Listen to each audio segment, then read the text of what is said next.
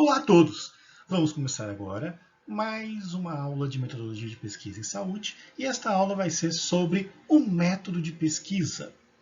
Trata-se de um tema extremamente importante porque toda a estrutura, toda a qualidade, toda a organização de um trabalho científico passa por uma descrição adequada do método de pesquisa que se propõe a fazer.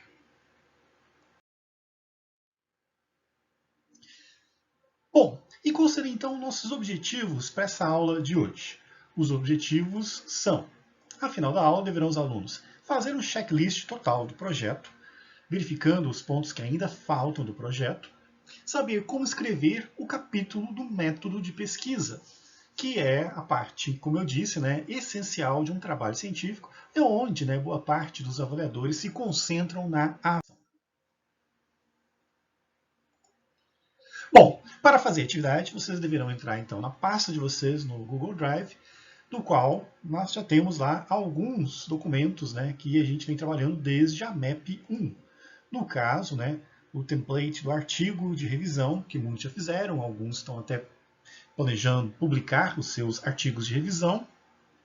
Também temos lá a ficha do modelo pré-projeto, do qual a gente começou a escrever o que seria a ideia do projeto, e agora temos um novo documento, que é o template da pesquisa, que é um documento utilizado pela universidade para organizar seus trabalhos acadêmicos e apreciá-los quando é devidamente necessário, seja no caso de TCC, dissertação ou até mesmo tese de doutorado. E o que encontramos então neste template? O template, boa parte já de alguns já até preencheram os seus campos, no qual tem que dizer a natureza da pesquisa, que no caso de vocês vai ser um trabalho de conclusão de curso, o nome completo dos pesquisadores, dos alunos pesquisadores, com as respectivas assinaturas, e a identificação completa do orientador específico do trabalho de TCC de vocês. E outros campos são necessários, como, por exemplo, o título do projeto, que geralmente a gente deixa como última coisa a ser feita, porque o título tem que ser o menor resumo possível do trabalho, assim mesmo como o próprio resumo, que também é uma das últimas atividades que a gente faz. Para ele ser concebido, precisa do trabalho estar pronto. E a definição das palavras-chave, quem já tiver já definido quais serão suas palavras-chave, já pode descrever aqui neste campo.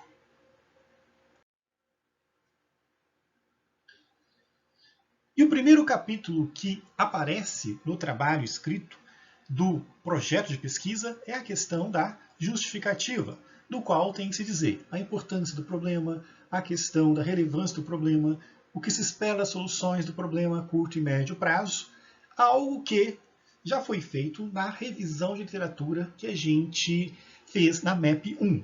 Então, basta simplesmente copiar e colar e fazer algumas adaptações, se necessário, do que foi feito no artigo de revisão para este documento agora.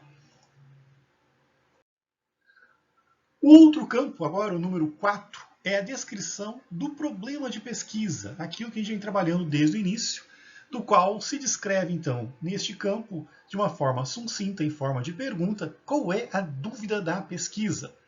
E no item 5, nós colocamos, então, as possíveis respostas, que devem ser, no mínimo, em 3.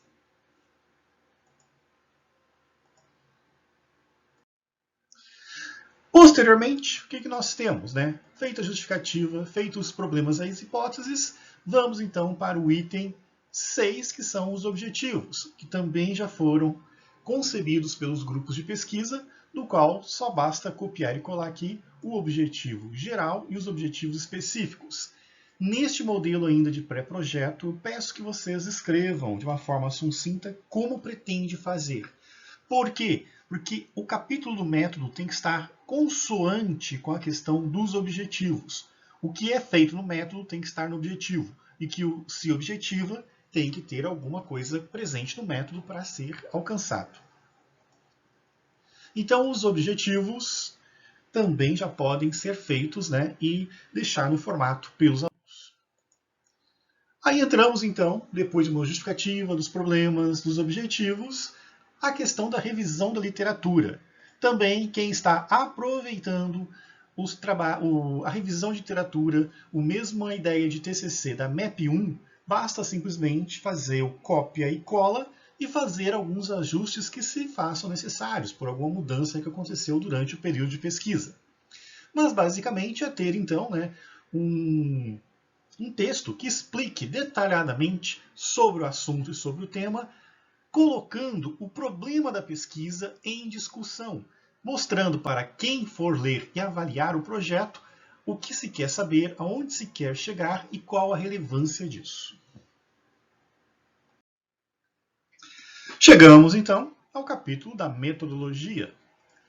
O capítulo da metodologia, então, requer então a sua construção em algumas etapas, do qual vamos destacar as principais aqui.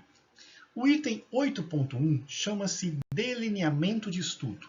O que significa isso? De uma forma geral, seria o resumo de toda a metodologia que vai ser empregada, para que quem for ler já saiba e tenha uma ideia e depois vai tirando as dúvidas posteriormente nos itens seguintes. Aqui nós temos um exemplo de um delineamento de estudo, onde explica que vai ser feito em fases, o tipo de pesquisa que será feito, uma corte retrospectiva, o que vai ser utilizado, no caso, banco de dados, o tempo, descrições mais detalhadas dos blocos de pesquisa, detalhando inclusive que serão métodos diferentes que serão feitos, como o corte transversal, dando uma noção já de quem é a amostra, e as ações que deverão ser feitas, como, por exemplo, entrevista e intervenção educacional. Então, o delineamento do estudo é o momento de você fazer o resumo geral do trabalho de vocês, incluindo essas informações importantes e descrevendo, inclusive, o local onde será feito o estudo, para que, então, quem for ler e apreciar o trabalho tenha noção. E para que vocês também tenham uma completa visão do que vocês pretendem fazer em termos de pesquisa. Assim como o título e resumo, delineamento a gente deixa para fazer a última coisa, porque é o resumo e para ter o resumo a gente precisa do conjunto todo pronto. Bom, então é isso. Delineamento do estudo seria o resumo do método para introduzir as partes que vêm a seguir. Um item que é importante, que não pode faltar, é o item de questões de ordem ética, onde deverá ser explicado que vai ser submetido ao Comitê de Ética para apreciação, segundo a legislação vigente e tudo mais. Temos alguns modelos de textos que eu posso estar compartilhando com vocês para vocês adaptarem para o projeto de pesquisa de vocês. Uma vez então que eu falo da parte ética, eu preciso definir, então, o que eu pretendo fazer. Já sabidamente estarei trabalhando com toda a ética requerida para o trabalho. Então, nesta fase, eu vou descrever a minha população e amostra. Lembrando que população é aquela questão qualitativa, como no exemplo da aula passada, eu citei a questão das pessoas que têm AVC usando alguns tipos de medicamento, e a amostra é a questão quantitativa, quantos entram. Alguns já determinaram isso, por já vir de projeto de pesquisa a longo prazo, outros ainda não, e nós estaremos, em momento oportuno, fazendo uma atividade para fazer o cálculo amostral. Então, a definição da amostra tem que descrever quem é que entra. Nesse caso, nesse exemplo, são mulheres que apresentam cadastro ativo em um certo estabelecimento, de um certo vínculo com uma prefeitura e com todo o tempo requerido para fazer os dados necessários para análise. Então, 8.3, definição de quem é e quantos são. Lembrando que aqui nós temos já definidos os números, que seriam então 40 mulheres. Bom, seguimos então agora para a questão do desenvolvimento da pesquisa. Uma vez que eu digo então que estarei trabalhando com ética e com quem estarei trabalhando, seguindo os preceitos éticos, eu tenho que explicar como vai ser o meu trabalho. Então, o desenvolvimento da pesquisa, aqui a gente escreve com mais detalhes, né? O tipo da pesquisa que a gente vai estar empregando, a prática, que no caso aqui seria uma análise documental, aonde eu vou conseguir os dados e outras informações importantes. Hoje em dia também é exigido que toda a descrição, né, que se tem, no caso da metodologia, né, que aqui prossegue toda a descrição, né, venha acompanhada de um esquema para facilitar a compreensão pelos avaliadores e também para demonstrar que o grupo de pesquisa sabe o que quer fazer. Isto é uma atividade que vocês também irão fazer, né, na próxima aula, não agora, mas quem quiser já adiantar alguma coisa pode pensar em fazer então o que a gente chama de highlight, que é o esquema desenhado da pesquisa passo a passo. Feito isto, nós partimos então para dizer como é que nós vamos trabalhar com os dados coletados. Ou seja, recapitulando, a gente trabalha nos preceitos éticos com uma determinada população, com uma certa quantidade. A gente explica como a gente quer fazer o estudo, o corte transversal, retrospectivo e tal, como a gente vai coletar os dados. E o passo seguinte é dizer, então, como que a gente vai analisar, né? Fazer a coleta propriamente dita e a análise estatística que pretende ser feita.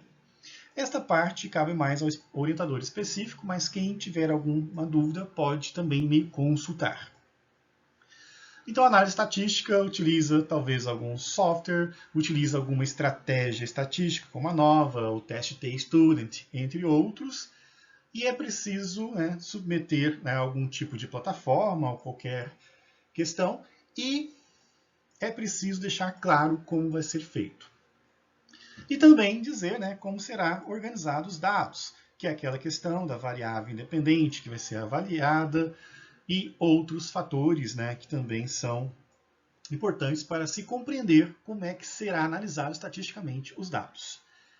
Então este é outro capítulo importante, outra tarefa importante que o grupo deverá então se empenhar em.